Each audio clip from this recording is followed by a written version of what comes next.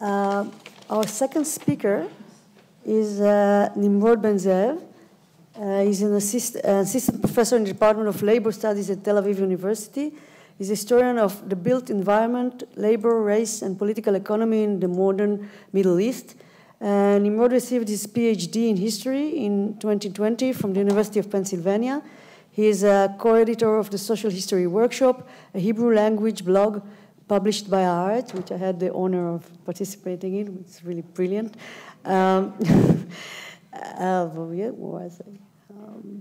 Which aims to make cutting-edge research on the Middle East and beyond accessible to a wide audience.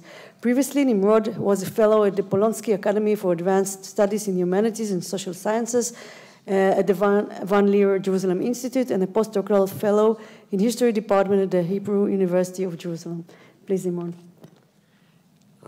Thank you very much, Professor Ginio, for the introduction, and it's nice to put a face to the correspondences.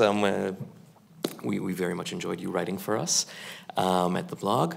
And thank you, Professor Melman and Professor Kozma, for inviting me to participate in this conference, and to Sima and to Ziva and to everyone who was germane in organizing it. I'd also like to thank my co-panelist, Michael, who now I have to follow, and in absentia, although I hope via Zoom, Professor Akami, and Ruth, I already thanked you. Finally, I'd like to thank everyone here, all the participants, those of you who have come to converse with us, and of course the Israel Academy of the Sciences and Humanities for convening us. Now, in the spirit of this conference, what I would like to do in my talk today is to briefly explore what the mandate for Palestine, as part of the mandate system more broadly, can teach us about how race and the global color line functioned historically during the first half of the 20th century. That a racialized, hierarchical approach to global politics, to civilization, and to difference between societies the world over was a central component of the League of Nations and its mandate system is by now, I imagine, little news to many of those present. In fact, it was mentioned by previous several speakers. The civilizational aspect was, after all, embedded in the language of Article 22, which was also mentioned, of the League's covenant, which decreed the establishment of the mandates as part of the League.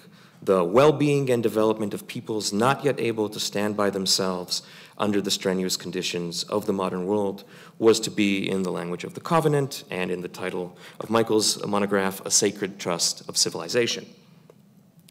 The division into A, B, and C mandates further clarified the hierarchical aspects of the arrangement. A mandates, concentrated in the Ottoman Empire's former Middle Eastern territories, were described as on the verge of standing alone as independent nations. They thus required only a degree of administrative advice and assistance. B mandates in Central Africa were not as prepared, and the mandatory's involvement in them was to be more invasive, guaranteeing freedom of conscience and religion, to what degree we've already heard, while combating a plethora of vices, enslavement, slave trading, arms trading, liquor trading, etc., to which their indigenous populations were perceivably either inclined or unable to defend themselves against.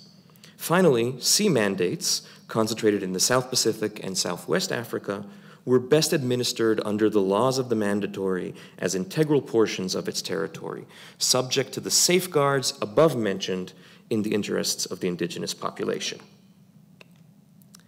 The figures who spearheaded the League and the mandate system, too, were deeply indebted to racial thought. This was certainly true for key figures whose involvement in the actual workings of the League varied, such as the United States' Woodrow Wilson or the South African Dominion's Jan Smuts.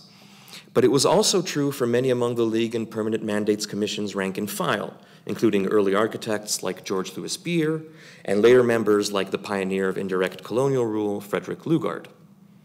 Now, lest I leave you with the impression that I am claiming that the mandates were merely an ineffectual garb or imperialism by another name, I should clarify, as Professor Callahan has already stated, the system's paternalism, as captured in the notion of the sacred trust, was by and large genuine.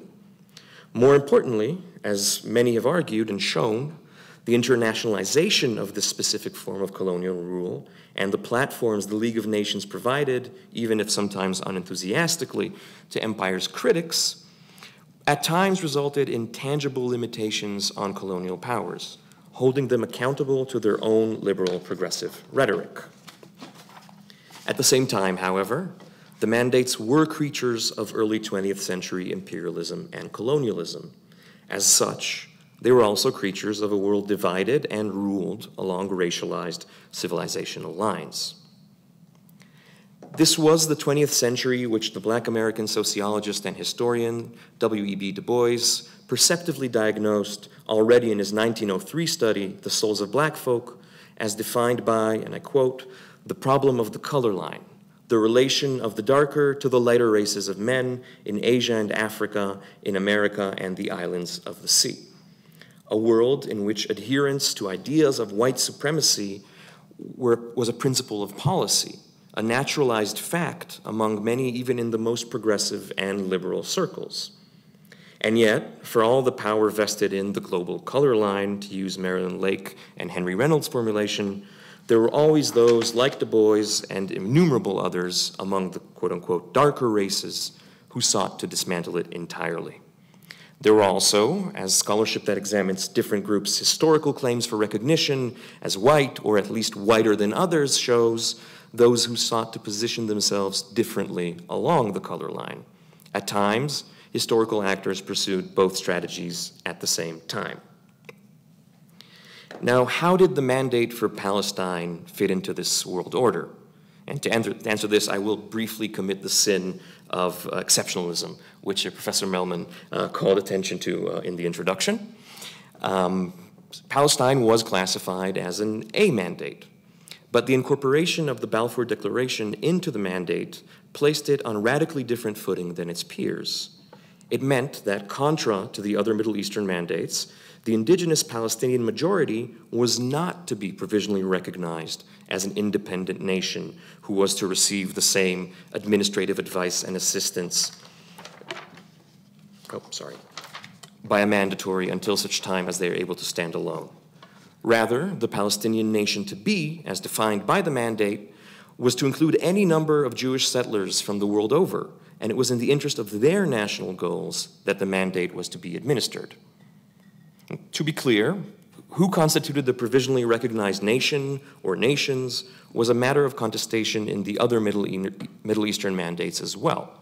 France's Syria mandate, with its subdivisions and the eventual formation of independent Lebanon, and the Armenian, Kurdish, and Assyrian questions in Syria and Iraq demonstrate as much.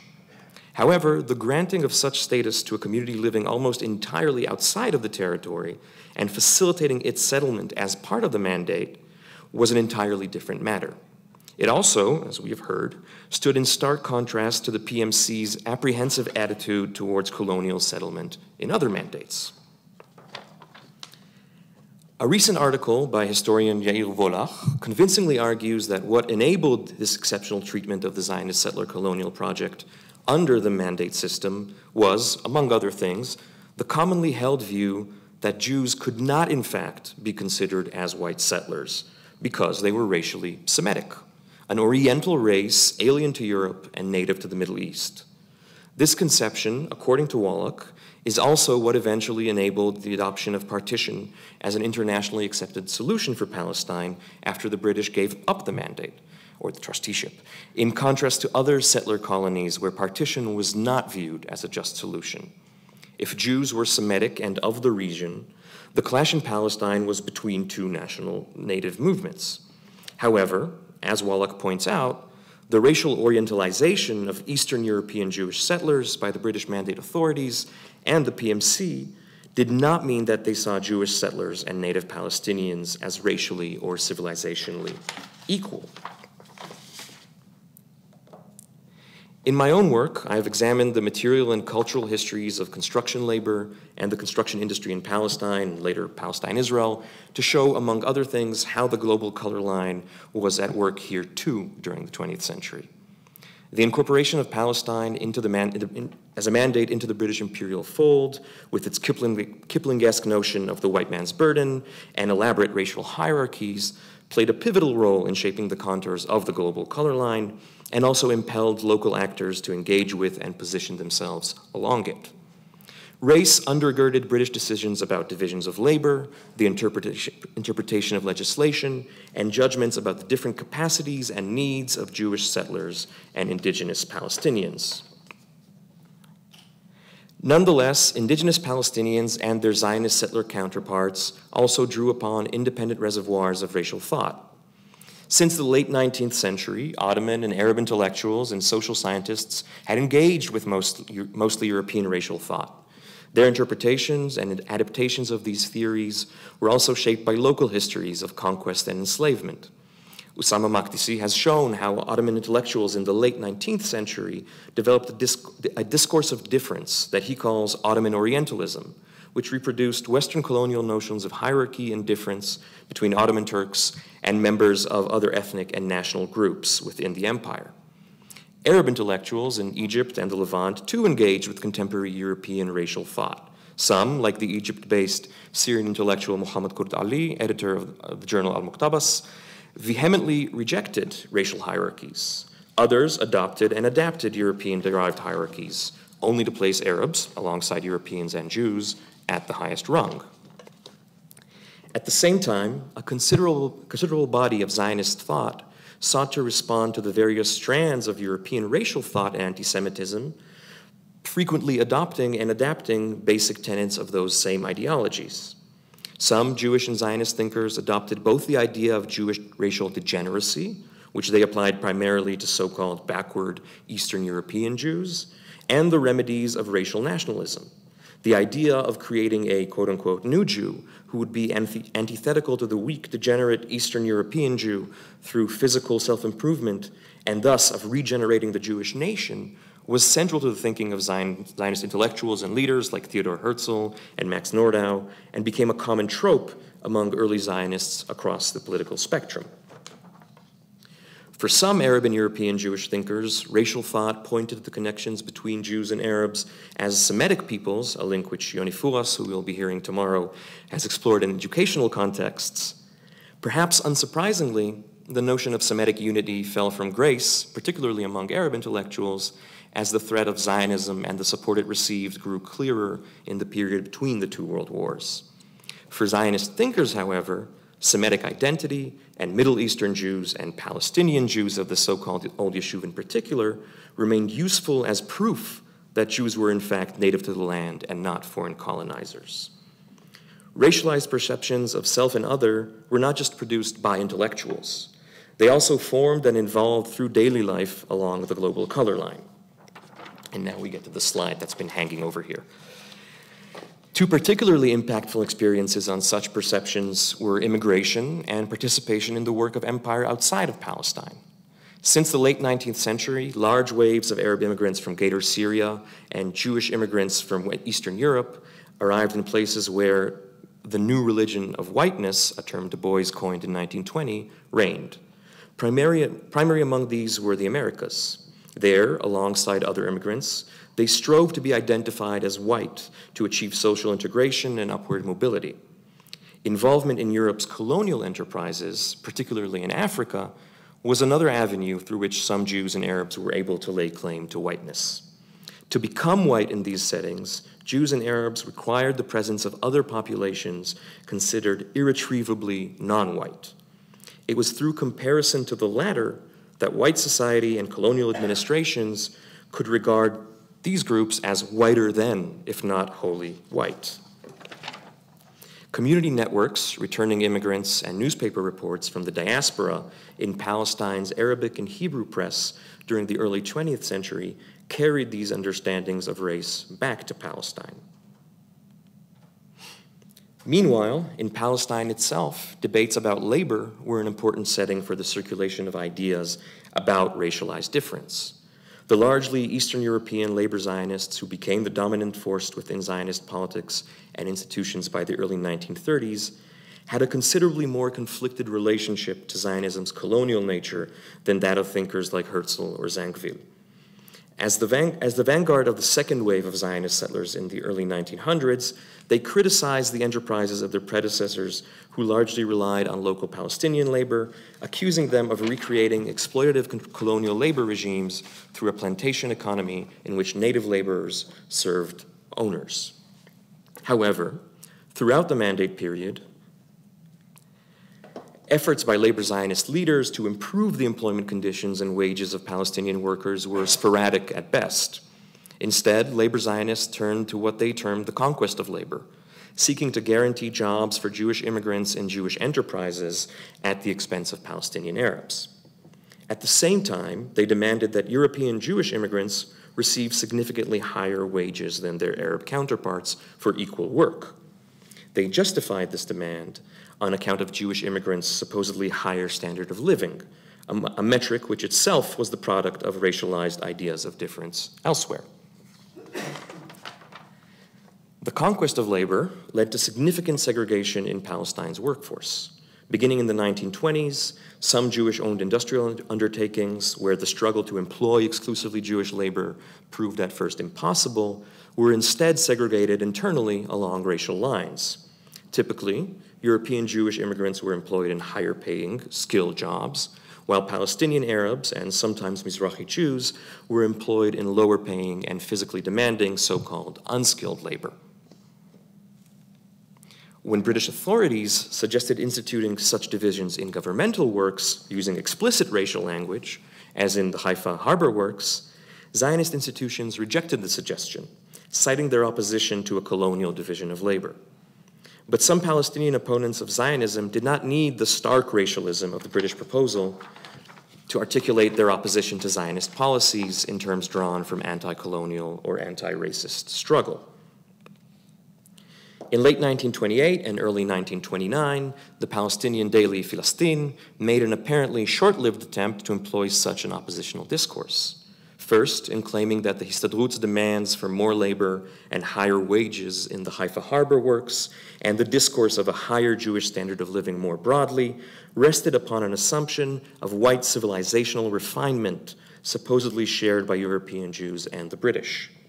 And then, in response to an article in the English-language Zionist newspaper, The New Palestine, published in New York, which expressed hope that the appointment of John Chancellor, who we saw on the previous slide, formerly governor of Rhodesia, to the role of High Commissioner for Palestine would mean increased British support for Zionist settlement efforts, equal to their support provided to white settlers in the African colonies.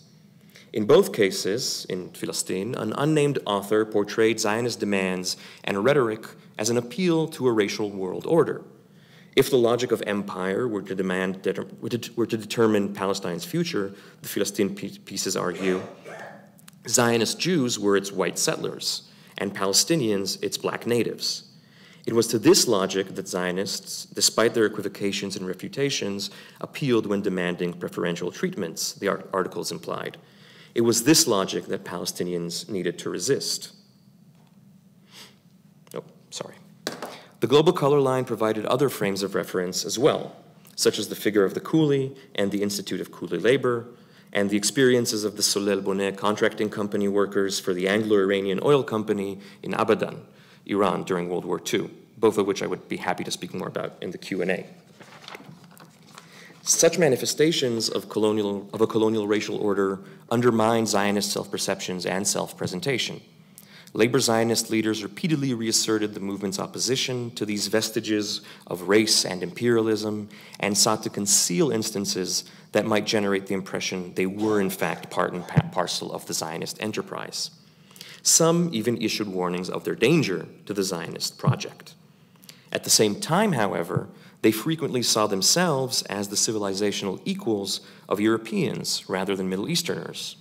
Indeed, one of the most reviled manifestations of the color line in the 20th century, apartheid South Africa, remains one of Zionism's most consistent demons to the present day.